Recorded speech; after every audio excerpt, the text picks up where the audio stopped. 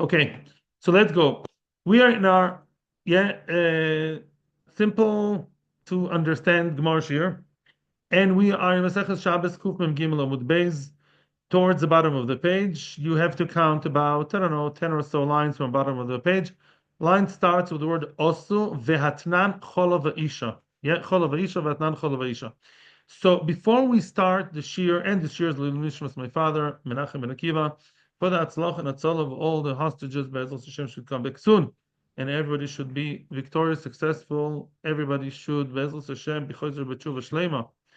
I am now turning, before we start the Gemara, let's look at the chart. Again, what does the chart tell us? This chart is telling us about the machloikes between Chachomim and Rabbi Yehuda regarding schita on Shabbos, right? One is not allowed to squeeze fruit on Shabbos. It could be an Issa Doraisa or Issa Dorabanan, depends on the fruit.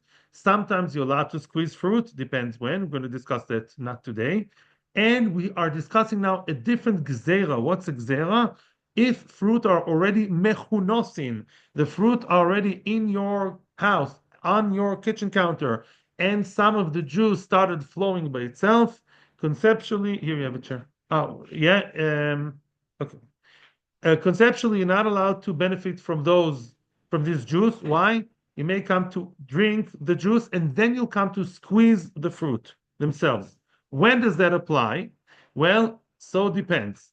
If the fruits that you have are zeisim va'anovim, grapes and olives, which are mostly used all around the world for juice, we are then saying that even if you collected them for food, you really originally meant to eat them as they are, nice and solid and crunchy grapes. But Lamaisa, once you see that it's oozing out the juice and it's so yummy, you may join the majority. You may come to want to squeeze them. Everyone agrees to that.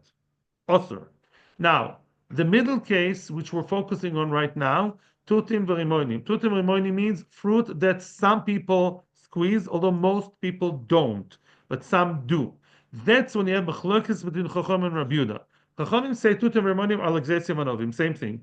Don't touch. If it starts flowing the juice, may it look very nice, very yummy and shiny as it's flowing out of the fruit. Don't be tempted. Yeah, this is like the serpent in the Garden of Eden. And Chachamim say, don't drink this juice. It's like Zeitzim Anovim. You may come to want to squeeze them. That's where Rabbi Yehuda says something different. Rabbi Yehuda argues, you see it in the chart in the middle row of the chart, in the middle column, says Rabbi Yehuda, if you collected them for food, then it's okay. Yeah, which means if you collected the tutim v'rimonim, yeah, that's the middle case, tutim v'rimonim, if you collected them for food, then you're allowed to benefit from the juice, because you originally meant to have them here for food, to eat the tutim and the pomegranates. Rosh Hashanah. Yeah, and what? You're not going to change your mind, and therefore you're allowed to drink from the juice, and you will not come to squeeze them. Now, comes a bit of the second statement, and that's a statement we're going to focus on today. It's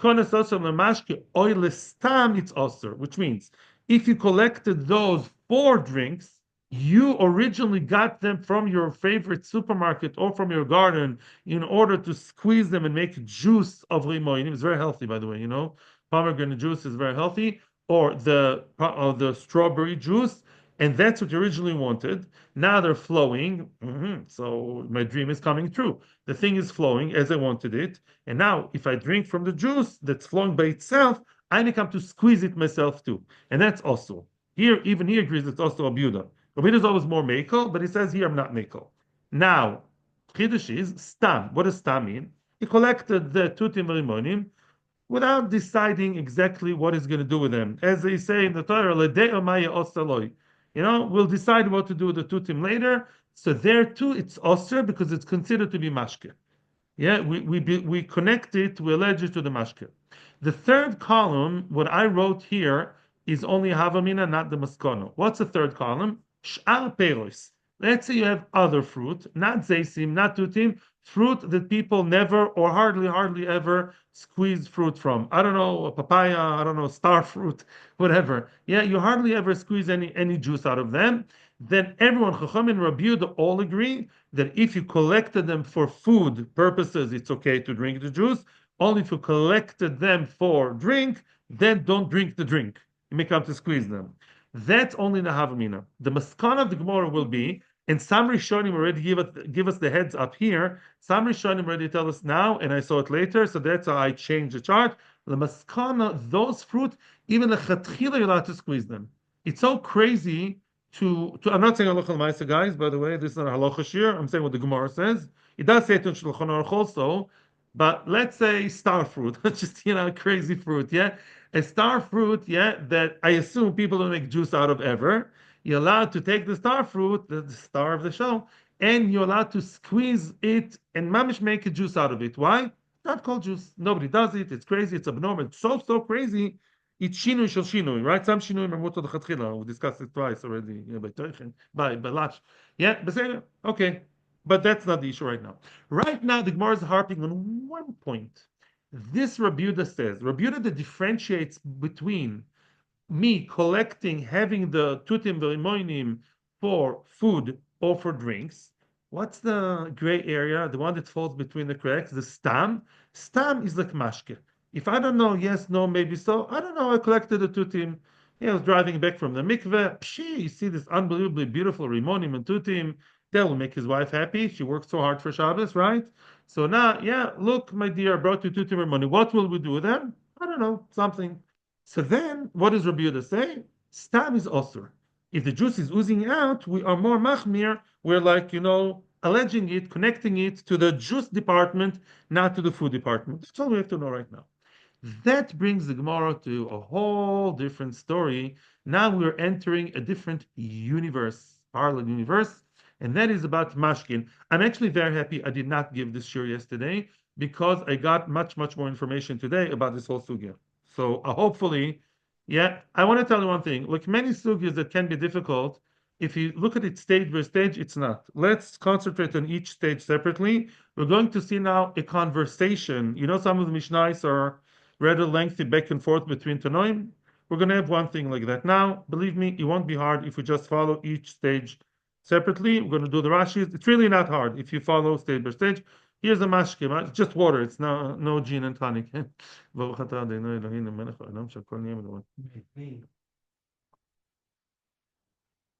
Before we continue, I gave the big introduction yesterday. I'll just make a very quick introduction now.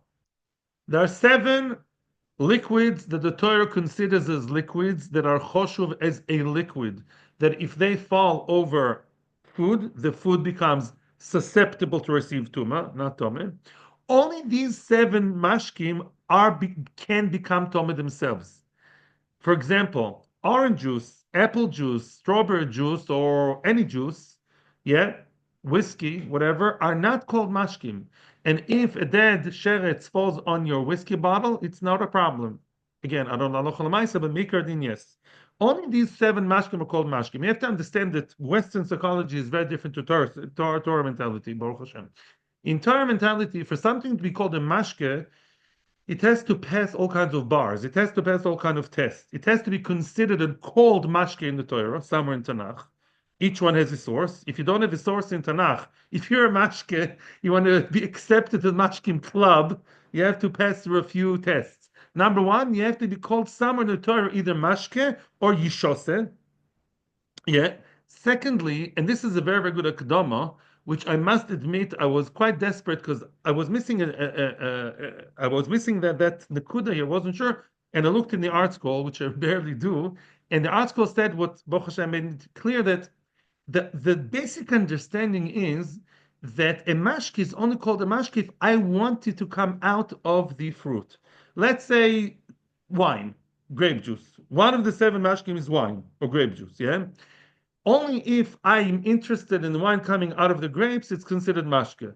If they just kind of, leaked by themselves, it's not called a mashke. Okay? Fine? Because the mashke has to be something choshuv. What are the 7 mashkim? Let's repeat again. I know some people didn't view us yesterday, may view us today. Yeah, Baruch Hashem, we have views every day in Torah Anytime. Thank you, Torah Anytime. And what did we say? Yad shachat dam. Yain, wine. Dam, blood. Shemen, oil. Cholov, milk. Today the star of the show will be milk, yeah. Tes, tal, dew, yeah. And dam, dvash, honey, only the honey from the bees, and mine, water. Water are the ones mentioned actually in the Torah. The other six are not mentioned in the Torah, but the Torah says mashke. And all these six are somewhere around the Torah, some of them in the Novi are called mashke. Okay? Fine. You asked a good question yesterday. What kind of milk? Very good. Let's see. Says the Mishnah, this is the last Mishnah in Machshirin, and Machshirin is a Masechta that discusses this whole issue. Frag the Gemara, V'sover Rabbi Yehuda Stam also, are you sure when you're telling me, according to Rabbi Yehuda, if I have mashke, which is parev, I don't mean parev, not milky, not meaty, I don't have any clear idea what will it do with this, with the fruit that the mashke came out of unwillingly. Was it stored for mashke, for oichel? I don't know. So automatically say it's like mashke, right? We're machmir. Is that so? That none. Let's read the Mishnah nice and slow. Chalav isha mitam l'rotzon l'shol l'rotzon. Whoa, boom! We just threw a bomb. As opposed to the normal understanding all over machshirin, which you need the person's das to want the mashke to come out. A woman's human milk, a breastfeeding mother, yeah, young mother of children, she has milk that came out of her body l'rotzon. The baby sucked it, or sometimes she sucks right into the bottle, right? Or shalom rotzoin, it leaked by itself. Happens a lot. That's why they have these special pants, right? In other words, she has the milk leaking out. She's not happy about it. Messes up her clothes. Their metame, that milk is metame, meaning it's called cholov. Yeah, ben l'rotzen, men l'rotzen. It's called milk. Le'inyan that if it fell on something, even though the milk did not come out of her willingly, she's not happy with the milk coming out, but it came onto something. I don't know, tomatoes. Those tomatoes are now susceptible to makabel tuma, and that milk also is makabel tuma, right? You look confused, and I know why. Because it was my confusion yesterday. It's my fault. There are two separate inyonim here. When I said yesterday that the milk or the water or the dvash or the whatever has to fall on the item l'rotzen, that's something else. Some Rishonim connect it and some don't, which means there are two issues here. The milk itself, not the milk. The milk is not a good example. The milk is a crazy one. Milk is a crazy kid in the class here. The regular nice mashke, let's say wine, grape juice. Grape juice is only metame or machsher latuma if it got out of the grapes with merota. And I'm happy that it was squeezed out. Yeah. There's another halacha that it's only machshir the tomatoes, the cucumbers, the food if it was placed on them l'rotzoin. There are two stages. There's the mashke coming out of its origin, of its fruit, or the honey coming out of the honeycomb, right? And there's another one that it comes and touches the food in order to make it the mukhshal tuma. Two separate stages, right? Don't get confused. Right now, we're talking about the first stage, not when it actually hit the fruit. Let's say the woman, it's now leaking out of her body against her will, which is a big chiddush. There too, it's called cholov. It's called the mashke. Later on, the milk, in order to make the avocado machshar latuma, it has to touch the avocado l'rotzon. But that's a separate story. So now the woman's milk is the chiddush of the century. Pshia, all of a sudden, here's the odd bird. We have here a case of chala isha metame l'rotzon veshelo l'rotzon. It's called milk, even though it leaked out of her body unwillingly. And that does happen. It's very annoying for them, and yet it's called cholov. Okay, it's called milk for whatever purposes. Cholav behema ein metame ela l'rotzon. Yes, there you are. There's your answer. You have a cholav behema. I assume a kosher behema. A cholav behema. I don't care which one. Goats, sheep, cows, you name it. And that's only metame l'rotzon. Let's say Bessie the cow has milk, leaking out, and I'm not happy about it. It's leaking out, and I don't want that. I'm the owner. Still, we say, then in that case, it's not metame. It's only metame. It's only called mashke for all tumatar purposes if I milked it and I'm happy about it coming out, like a regular mashke. That's cholav behema. Why is that? That's a good question, which we're going to see in the next stage. By the way, Rashi says, and Tosfos makes more of a big deal out of it, how do you know milk is called a mashke? We said that each one has to have a title, the source in the Torah. It says about Yoel and Sisra, Yael, the very brave woman who called Sisra into her tent, and she tempted him and she killed him. It says of Tiftach is not the cholov v'tashkeu. She opened the bottle of milk and she gave him to drink from the cholov. Tashkel, mashke tashkel. Very nice. Rabbi Akiva. Rabbi Akiva is very unhappy with that chiddush. He doesn't accept the chiddush. He says, "Ma pitom? Kal v'chomer. It's a kal v'chomer. What's kal v'chomer? Uma chalava isha she'enu miyuchad ela liktanim." Who drinks woman's milk? Last time I checked, only little children. It's actually halachically forbidden for adult people above 3 to suck from the mother or the wife or whoever. They're not allowed to. It's called baltishaktzun. So who sucks from the mother? Only little kids, babies. And yet, okay, if so, you know what? Accept your chiddush, and we will discuss that. You know what? Let's accept your chiddush. But if you want to tell me that chiddush, then kol shekain chalav behema shemiyuchad ben ktani ben gdoilim enodin shimtama ben rotz ben shalol rotzoin, which means, what are you talking about? You want to be mechadish to me, and we'll explain why later. Why it's true. Chalav isha pi chiddush. Rotzon lo rotzon. It's always metame. Okay. If chalav isha, which when you say milk, what's in your mind?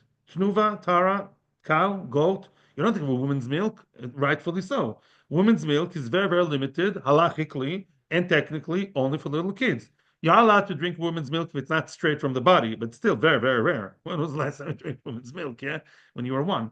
So now what? If the chalav isha, you want to tell me, is metam el rotzon shalol rotzon, koshek and chalav behema, which is much more commonly used. So it's more of a mashke. Yeah, these things have to do with the balabatish reality. It's about das bnei odom. Yes, something you have to understand when you connect the sugyas in das bnei odom. Milk. If a milk of a woman is metame, although it's not really milk, a milk of a woman, and it's metame shalol rotzoin, kolshiken v'kolshiken, the milk you buy in the supermarket, nu vatara, I don't know, JJ, whichever in America, kolov of the behema, for sure it's metame shalol rotzoin. You want to tell me a chiddush? Go all the way to behema too, right? Omruloi. So far, so good. Are we happy? Are we friendly? Yes. Omruloi. The conversation continues. Answer Chachomim to Rabbi Akiva. Im tome cholav isha shalol rotzon. We will tell you why. You know why the cholav isha is matam shalol rotzon? Shadam megefaso tome. Here we come to a whole new story. We're now connecting blood and milk. Blood and milk by human beings and by animals are scientifically / halachically connected. That's what I mean. You usually don't get the period when they breastfeed. The Gemara says, "Dam ne'ekar v'nasa cholov." The blood that she has in her body, the dam nida, is kilo transforms. It changes into the milk, right? Ne'echar, ne'ekar, whatever. So the blood and the milk are connected. Meaning the milk in the woman's body and the animal has to do the blood. It's the blood somehow is affecting, is being transformed into the milk and gets out in the shape of milk. And therefore what? Wait. A long way to go. Dam megefos literally means the blood that came out of the woman as a wound. Now, how do we know that blood? Here we need another nice and slow introduction. Question. Out of the 7 mashkim, everything makes sense except for dam. You tell blood is a mashke? Last time I checked, it says in the Torah, like I don't know, many times, every other parsha, like you can't drink blood, and if you do, it's an Isser Koris. You call it a mashke? Well, apparently it made its way to the exclusive club through the back door. Why? Because you've heard of Balaam in the Bible? Balaam. So Bilam Mahasha, he was Mekalel, which is a brocho, Mevarach Klal Yisrael. What did he say? V'dam chaloli mishte. He says that Klal Yisrael means Moshe Rabbeinu, according to Rashi. He will drink the dam of the chalalim. What are chalalim? That's unfortunately a very common word today. Chalalim are dead people, dead bodies. So he will drink the blood of the dead bodies. Okay?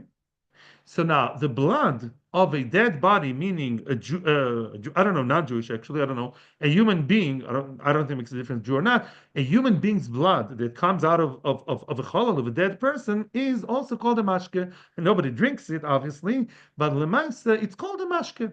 So if that blood touched some food, it makes it mukhshal chabal tuma. Now the story is like this. Let's say a woman, or a man actually, or now focusing on a woman because she's the one that has milk. Let's say she has dam megifosa. Megifosa means pentigof be'emen raglecha. Dam of the hit. Let's say she, by mistake, cut herself chlila in the finger, nosebleed, any part of the body, not nida, yeah? And she's now bleeding from anywhere in her body. It's also called dam chalolim. Why? Although dam chalolim describes the dam coming out of a dead person, there's a very famous yesod b'cholot kula, malikat lekula, malikat lepalga. In other words, since blood coming out of the body is mini death, also in Ilchas Shabbos, right? Yeah, because if you lose all your blood, you're going to die, chas v'shalom. So blood that comes out of the finger or the nose or the ear is also called is kilo on the sliding scale of death of dam chalolim, and therefore, if a woman has blood coming out of her body, it's called dam chalolim and it's metame. So what? Let's now, yeah. A woman or a man has hit their toe, the nose, chas v'shalom, the cheek, boom, dam comes out. That's called dam chalolim. Even though it's not a halal, he's not dead, but that's like mini death of those molecules of that part of the body, and therefore it's considered as dam. That's machshir, that's a mashke. Having that in mind, let's read the Gemara nice and slow, and for the first time we'll understand why did Chachamim say that a woman's milk is metame even shelo l'rotzon. Let's read with me. Shedam agefta tome. A woman's cholov, you know what's metame? Because we connected between blood and cholov, they're connected. Now, a dam that comes out of a woman's wound, do people, normal people, not crazy teenagers, do they wound themselves on purpose or by mistake? By mistake. Most of the dam gefoso, dam that comes out of the toe of the nose, yeah, of the whatever, is comes out by mistake. You know, a woman cooks for Shabbos. How many times it happens? She cuts a salad. I pinched myself, right? So then what? Dam gefoso happens normally by mistake. Shalal rotzoin. Listen to the formula. Dam equals cholov of the isha because dam and breastfeeding milk are connected. So too milk, shalol rotzoin, is also metame. So there are two bad kids in the class. Dam and cholov. Dam by nature, when the Torah says dam is metame, usually people don't bleed willingly, right? And yet it's called dam because it's dam chalolim. So too the milk that's connected to the blood too, milk unwillingly is also metame. Isn't it nice and easy? Oh, what about behema? Says Rabbi Akiva, kol sheken behema. So the Gemara, no, cholov itan cholov behema shelo lerotzon shedam agefta toho. Ooh, if Lucy the cow or Betsy the sheep, oh miskinim, they hit themselves, chas v'sholom. You know the animal rights movement were not around, and they by mistake graze themselves against the thing, and they now they're bleeding from a wound. That wound is not metame. Why not? Because the word halal only applies to what? To human beings. That's even modern Hebrew. Chalalei tzal. What's chalalei tzal? The dead people from tzal, right? The kedoshim gave up their lives. Halal, and a dead animal is not called halal. The source for dam being metame, which is tremendous chiddush, is dam chalolim. Chalolim, if a behema dies, if a dog dies, unless the person is really crazy in love with his dog, I don't know today, he's not called cholol. Yeah, a dead animal is not called cholol because what's halal? That it's now empty from the neshama. What's halal? Emptiness. How do you say outer space in Hebrew? Halal. Halal kitzon. You know? Halal. In other words, yeah, an animal is not called halal that's dead, right? And therefore, if an animal is bleeding from its nose, from its tail, from its kidneys, it's not metame. There you are. Mimele, very good. The formula continues. Since Bessie the cow, if she chalila chas v'shalom has a wound in her stomach and blood is coming out, it's not metame. There is no dam chalol in her because she's not called cholol. Mimele, the milk too, milk and dam are connected. The magic formula, the cholol that flows out of Bessie's udders, not willingly, is not metame. Poshut, that's the nekama. Now I ask you a question. What?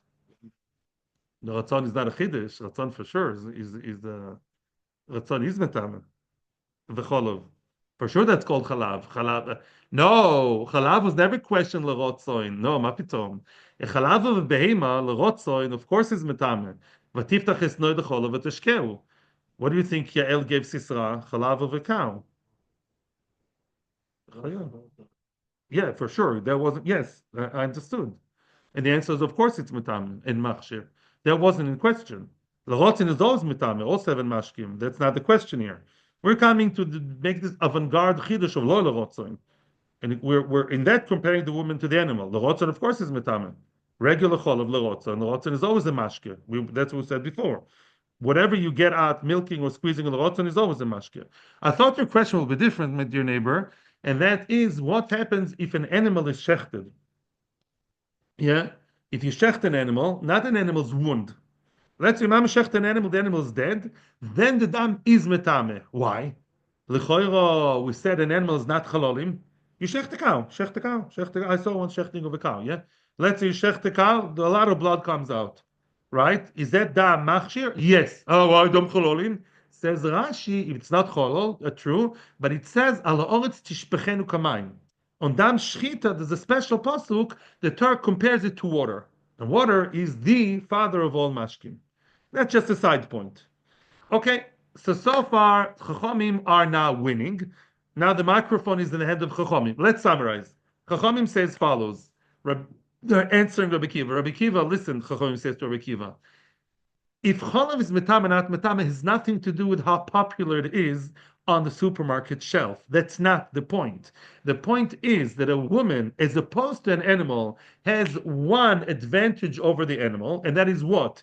If a woman is bleeding from her nose as opposed to the cow bleeding from its nose, then the halal, dam halal is metame, yes, machshir slash metame, and dam and cholav of a woman are connected. Therefore, the cholav loy lerotzon is also metame, because dam from the nose is usually not lerotzon. An animal dam from the wound is not metame. Therefore, the cholav lo lerotzon is not metame. You're asking lerotzon of the beima? Of course, it's metame, because it says the tichtach no the cholav. That wasn't in question ever. If the Torah tells me cholav is mitam, of course the Torah means cholav behema. Nobody, obviously that's a normal cholav. When you milk the cow, that's the normal classical cholav. There wasn't a question even. It's yeah, good. Taftiftach it's not the cholav at the shkem. She opened the regular nice bottle of milk. I don't know what Yael gave him. Tnuva, Tara, Tenenoga, whichever one, yeah. Even a pig that's sticking his head. And the peg, of course, that was the main thing, right? Yeah, they should do it to all of them nowadays. We need more of Yael like today. Weiter. Answers the Gemara Rabbi Akiva now. Omar lahen, Rabbi Akiva has an answer. Machmarni b'cholav mi bedam. Oh, no, what Rabbi Akiva does now is basically he's comparing the cholav of the animal to the dam of the animal. Rabbi Akiva's camera is now zooming into the animal's different liquids, differentiating between them. That's Rabbi Akiva's logic. And he says, I'm more machmi with milk than with blood. Why? Everything will be explained. Shachonav lerefua tome, v'amekiz lerefua tohoir, which means, yeah, I'll say it Balpeh and then Rashi. Let's take, says Rabbi Akiva, mamish, a very, very equivalent, parallel, identical, yeah, mamish, identical story. What happens when you do something to the animal's milk and the animal's blood? Let's say a person does something lerotzoin. A person is milking a cow, yeah, for refuah dafka. He's milking the cow not because he wants to drink the milk, because he wants the animal to be healthy. Yeah, maybe too much milk is not healthy for it. Maybe there's some kind of infection. He's milking it for the animal's health, for health reasons, and then that cholev is tomeh. As I told my neighbor right now, cholev lerotzon of an animal, that's the epitome of milk. That's normal milking. That's never questions. Lerotzon, behema, popular, good, fine. No. Yoel, Sisra. Now, what about the same guy exactly for the very same reason is now make his dam? You remember the Kuf Kaftes about the causes dam? They apparently do it to behemoths too. Is drawing blood for the refuah of the animal is drawing out blood. It's tahor. Why? Because that never changed. Rabbi Akiva agrees to Chachamim that a wounded animal, lerotzen or not, is not called cholol. An animal is not cholol. An animal's wound is nothing halachically. So what do you see here? So now he says, even if you write the way you look at the animal versus the woman, but within the animal itself, I still disagree that, your maskana, that the cholov of the animal, right, the way you look at it, I disagree. And I say that the chol of the animal still should, yes, be metama, even if it flows shaloi lerotzoin. Yeah? Why? How does one have to do the other? The way differentiation between dam and cholov lo lerotzoin. Let's look at Rashi. It's not a difficult Rashi. It's not even so long. Look at Rashi shachoilev. It's in the middle of the narrow lines, more or less middle. Shachoilev. Yeah. Says Rashi, a person wants to, milk out the animal's milk for its own health. Tame, why? It's rotzon. If you milk an animal's milk for goodwill, you're interested. That's not debatable. It's osur. It's not osur. It's tome. It's choshuv. The make is dam lebeim to lefuato. The dam giftu. Very good, as we said. Yeah. Even if you want it so much for the same reason of refuah, you're getting the blood out. It's still tar. It's still called dam gifta. And they agree on many factors. B'kivan chachomim, right? And they agree that the wound of the animal, for whichever reason, is nothing. It's not cholol. Now comes the punchline. Here comes Rabbi Akiva's punchline. Whoa!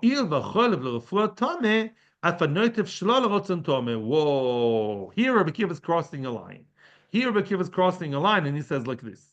Rabbi Akiva, I want to tell you, what's the one thing Rabbi Akiva and Chacham argue about? The cholav of behema shaloi lerotzon. Right? Rabbi Akiva says, hey, if a woman lerotzon is metame, kol sheken an animal's cholav lo lerotzon is metame. That's Rabbi Akiva. The Chachamim say no. If Bessie the cow has milk leaking and I'm not happy about it, it's not metame. Says Rabbi Akiva, look, you see that the cholav of the behema is much more metame than the animal's own blood. So I'm taking one step further and I'm saying, aha, so if so, cholav has an advantage over blood, right? If so, it goes so far that also if the cholav is lo nerotzon, is leaking and I'm not happy about it, it's also metame. That's Rabbi Akiva's arrowhead. And soon the discussion will be over. Chachamim have one more thing to say. Yeah, good. So let's summarize. According to Rabbi Akiva, an animal's milk is metame, also shalol rotzoin. If the blood, in other words, he's telling you now, you are telling me dam nakev v'nasa cholov. Very nice. It's true for nida. It's true for when you go to the veterinarian or the I don't know obstetrician. Here, I don't care. In other words, I don't care about this dam nasa cholov. Yeah. There are different explanations of the Rishon. At the end of the day, it says Rabbi Akiva, no, the dam is less severe than the cholov, halachically. Dam is less metama by animals, right? Animal is bleeding, even in the same situation, refuah, same guy doing the same thing for the same purpose, exactly. And yet you see cholov is metame, because I'm squeezing it, I'm milking l'rotzoin. And the blood from the wound is not metame. So cholov is the winner. If so, I can go back to my original idea and do a kal v'chomer and say if a woman's cholov is mitama shalol rotzon, so too a behemoth's cholov. And the blood of the behemah, I don't care. It's always inferior. Don't talk to him about the dam of the behemah. And therefore, he wants to say, let's now say just like cholov of the behemah, rotzon is mitame, so too shalol rotzon is also mitame. Kam chachomim. This is actually very nice. It's really, by the way, not the end of the discussion. The Mishnah and Mechshirin has more discussions, but we'll stop here. Here comes the last part of the discussion. The ball is in the court of Chachomim now. Now, Chachomim are answering Rabbi Akiva, and it's a very nice closure for the whole thing. They tell him, no. Rabbi Akiva, you crossed the line. We don't like to compare Rotzoin and Shalol Rotzoin. Now we're going to the classical idea, which we said at the beginning of the introduction. Very, very nice. Sale zeisim vanovim yuchichu. Let's say you have zeisim vanovim in a basket. The basket is made out of, like I always forget the crickle. How do you call it? No, from lots of shoots and bamboos and crickle work. No, whatever. Reeds. I meant a different word. Doesn't matter. Reeds with holes in between, right? Okay. And sometimes, with or without you being interested, yeah, the juice from the zeisim vanovim is oozing out, is leaking out, right? And I'll prove to you, Chachamim said to Rabbi Akiva from Zeisim Vanovim. What's the proof? Shamashke no yotzin men lerotzoin tmeim, shelo lerotzon tehoirim. End of discussion for now. Look at the regular classical mashkim, the good boys in class. Yain v'shemen, they don't have all this business with cholav, rotzon, magefta, chalolim. They are squarehead regular mashkim. Yain v'shemen, it's a given that nobody argues on, and that is what? Yain v'shemen, if they come out of the basket's holes, through the pores of the basket, what do we say? Lerotzon tmein. If I'm happy that the oil or wine are coming out of the basket from the zeisim, there muchonosim in there, then it is metame. And if they flow out and leak against my will, they're tahirim. Same thing with the milk of the animal, unless you have the chiddush by a woman, which has her own chiddush, because of dami gefta. When you talk about an animal's milk or any other mashke, we like to stick to the regular, nice old formula. The what? Whatever is coming out l'rotzoin is called a mashke. Shalol rotzoin is not called a mashke. End of discussion. Now, finally, in the next few minutes, we're going to now connect this beautiful. All you have to know the truth is just the end of this Mishnah. All you have to remember, I mean, I hope you remember everything we learned today, and you're welcome to Chazer more and more into our anytime. So, I see a lot of views on my thing. All we have to know is what? The last line. What did Chachamim say here? That if the Zeitzim and Ovim are leaking with my will, upon according to my will, then it's Metame. If it's not my will, it's Toho. It's not called a Mashke. Good? Now we're going to connect that line and take it back to our sugya of Tutim Verimonim of Rabbi Yehuda. How? Zog the Gemara. My love, can you please define, says the Gemara, lerotzoin versus shelo lerotzoin? What does it mean? Don't you say lerotzoin means denichale? When we say that it came out of the basket willingly, happily, means I want it. I'm looking at that juice oozing out, leaking out of the basket, and I'm all happy, and I'm emailing the whole world. Oh, amazing, nice, yeah. And shelo lerotzoin is bistome. Shalom Rotzen may not necessarily that I'm frowning and unhappy. Shalom Rotzen, which means that it's not called mashke, it's not called liquid, is bestome. When I'm parev, I'm not happy, not unhappy. I don't view it as mashke, I don't view it as food, I'm indifferent about it. And it's also called Shalom Rotzen. That's the Gemara's Havamina. And that's not good. That is not good. That's not good with what we said before. As the Gemara will explain now, I'm giving up the Hakdama here. The Gemara will say it better than me. What kind of fruit are we talking here? Zeisivanovim, they're the top tier of what? Of mashke-oriented fruit, right? 90%. They go for drinks, right? Mazesivanovim, the bnei schitaninu. Can you please not move the table? Thank you. The bnei schitaninu, zeisivanovim are very, very normal, natural, very much into squeezing. They're very juicy by nature and meant for juice, and yet veloy klum. And if I'm not interested in them being either mashke, not food, I'm parev, I'm sitting on the fence. They're not called mashke, loy klum. They're not viewed as mashke. And in my human psychology, they're not called that I'm interested in them being a mashke, right? And that should also affect Shabbos, because Shabbos too. I don't view that middle of the road as mashke, meaning I'm not automatically saying, look, the mashke is flowing, so I'm connecting it to mashke. No, we say that it's still called food and not mashke. Tutem rimoinim. Our discussion of tutem rimoinim, the lab is chitaninu, right? Out of all three levels, tutem rimoinim are less into being juice, right? Tutem rimoinim only, I don't know, only 40% go for juices, and yet lokol sheken. Isn't kol shekain that if it's middle of the road, if it's sitting on the fence, and those tutim remaining might place there for I don't know why. Of course, it should be considered as food and not as mashke. So Bina should allow you to drink from the juice because they still view it as food and it will not come to squeeze them. And says the Gemara, loy, no. You just misunderstood the Mishnah. You just have to redefine rotzoin lo lerotzoin. Lerotzoin bistome.